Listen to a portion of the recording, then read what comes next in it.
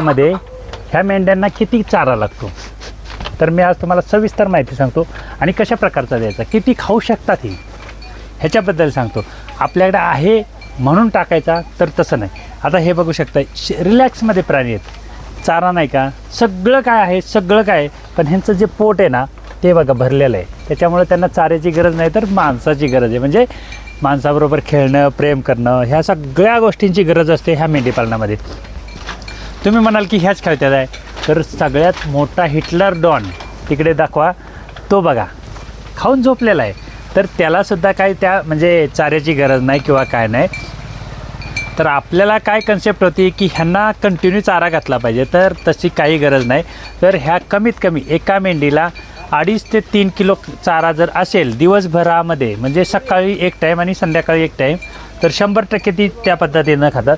पण चारा देण्याची जी काही कन्सेप्ट असते ती आपली त्या पद्धतीनं असली पाहिजे, त्याच्यानुसारच होतं.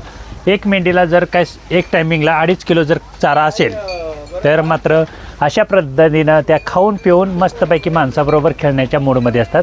तर तुम्हाला त्या चाऱ्याचं नियोजन करता आलं पाहिजे.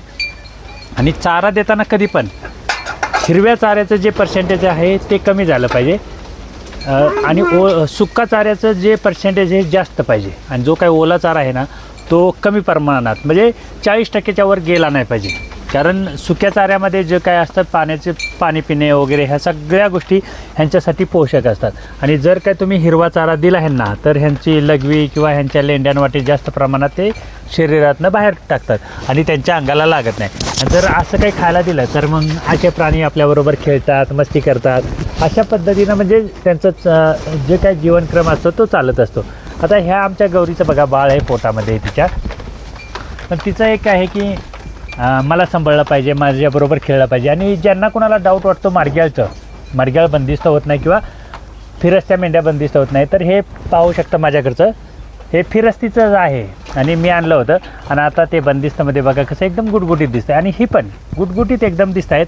तर असे जर प्राणी बनवायचे असतील तर जो काय चारा करायचा आहे आपल्याला तो चारा काही जास्त लागत नाही, फक्त एक राहण्याची व्यवस्था चांगली पाहिजे, चारा बारीक दिला पाहिजे. आता ह्यांना 2 ते 2.5 किलो जेवढा चारा भेटेल एवढ्याच प्रमाणात आपण चारा देत असतो आणि त्याच्यामध्येच हे प्राणी अशा पद्धतीनं बनत असतात. तर आम्ही काय केलं की चाऱ्याची कन्सेप्ट जी काय आहे ती एकदम बदलली आणि खुराकाची कन्सेप्ट जी काय आहे ती वाढवल्यामुळं काय झालं की ह्यांचा जो अतिरिक्त खर्च व्हायला लागला तो आमच्या खिशावरती त्रास द्यायला लागला आणि त्याच्यामुळं आमचं जे काय मेंढीपालन होतं हे तोट्यामध्ये गेलं. पण आम्हाला काय झालं की आम्ही चाऱ्याचं जी कन्सेप्ट आहे एकदम बारीक केली आणि ह्यांना ती प्रमाणे घातली आणि खुराकाचा जो काही खर्च होता तो कमी केला. त्याच्यामुळं आम्हाला हे परवडायला लागलं.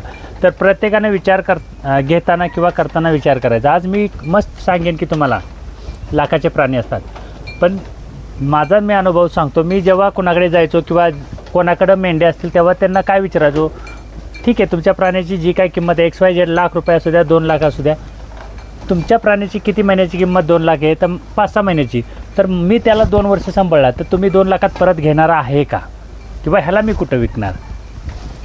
हे जेव्हा मी प्रश्न विचारतो, आजही काही लोकांना मी तसं प्रश्न विचारतो आणि मग त्याच्यानंतर ती लोकं टाळाटाळ म्हणजे उत्तर देण्याची टाळाटाळ करतात. तर तुम्ही समजून घेतलं पाहिजे बियाणं हे आपल्याला आज पण आपल्या शेतकऱ्यांना काय झालं की आपल्या शेतकऱ्यांना आधुनिकतेच्या नावावरती खूप साऱ्या लोकांनी फसवलं. आपले पहिल्यांदा जुने बियाणं होतं, घरचं बियाणं वापरायचो शेतीमध्ये, तेव्हा शेती चांगली व्हायची. आत्ता काय झालं तर बियाण्याचे दर खूप चांगली वाढलेले आहेत आणि आपल्या शेती भावाचं जे काय दर आहे ते पडलेले आहेत. कारण आपण बियाणं सर्व संपवलेलं आहे ना. जुनं जे काय बियाणं होतं म्हणजे मल्टिप्लाय, ह्या वर्षाचं त्या वर्षाला, त्या वर्षाचं पुढच्या वर्षाला, असं जे काय बियाणं आपल्याकडं होतं जे परंपरेचं ते आम्ही बदललं ना. आम्ही काय केलं, सरकारी बियाणं आणलं. हे एकदाच लावलं तरच जगतं, तशा पद्धतीतलं हे. तर ह्याला काय करायचं, आपण किमती ह्या ज्या बाजारात आहेत त्याच्याप्रमाणे आपल्याला जसं आवडेल त्याप्रमाणे करायचं आणि चाऱ्याचं नियोजन थोडंसं करायचं, पण एकदम सुंदर झालं पाहिजे नियोजन. अशा पद्धतीनं केलं तर मेंढीपालन मात्र सक्सेस होतं 100%. मेंढीपालनामध्ये खास करून काही गोष्टी असतात, म्हणजे ही लहान कोकरं.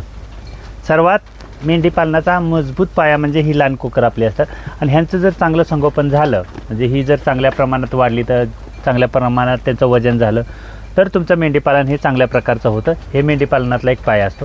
मग काय करायचं तर ह्यांना चाऱ्याची व्यवस्था झाली पाहिजे वेगळी.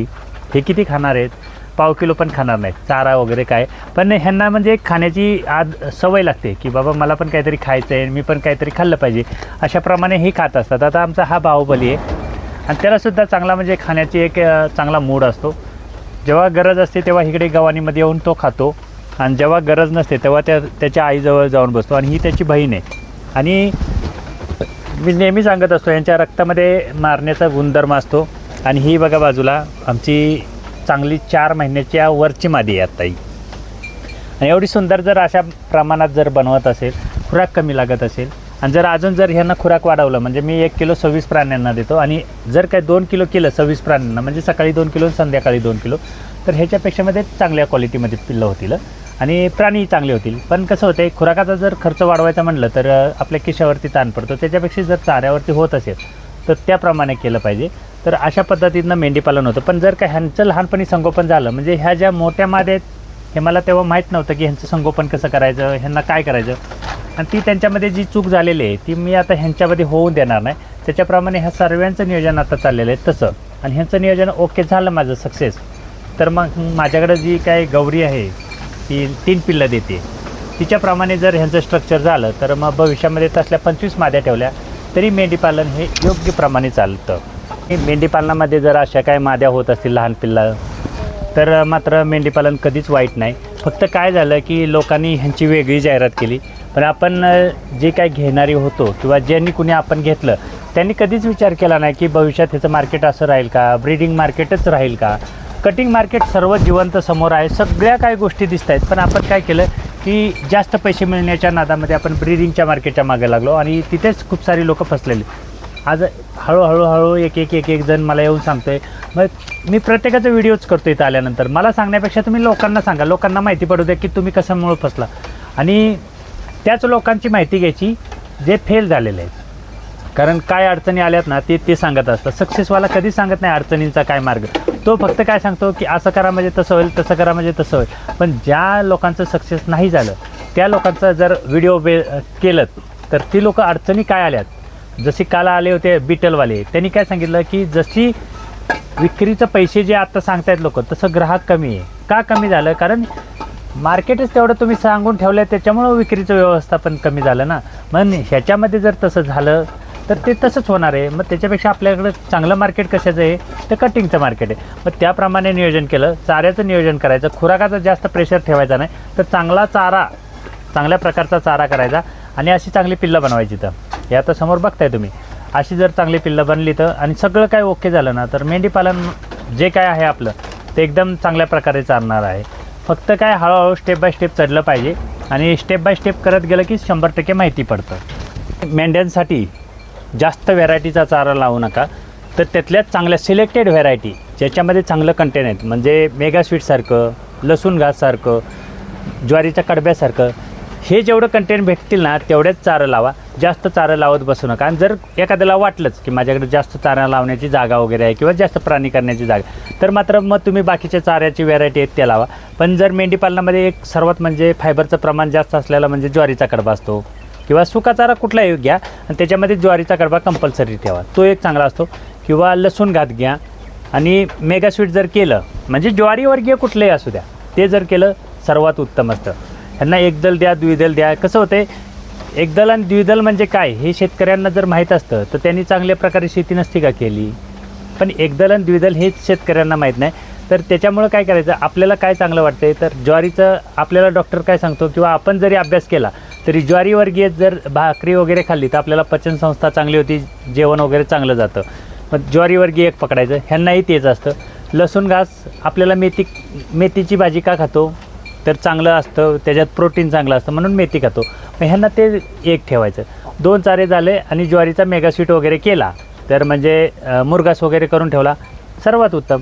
एवढं जर केलं तरी मेंढीपालन चांगलं होतं. पण आम्ही काय केलं, दाखवण्याचं मेंढीपालन केल्यामुळं काय झालं, विक्री व्यवस्थापनचं जे काही करत होती ना त्यांना त्रास आला ना, त्याच्यामुळं मेंढीपालन लॉस झालं.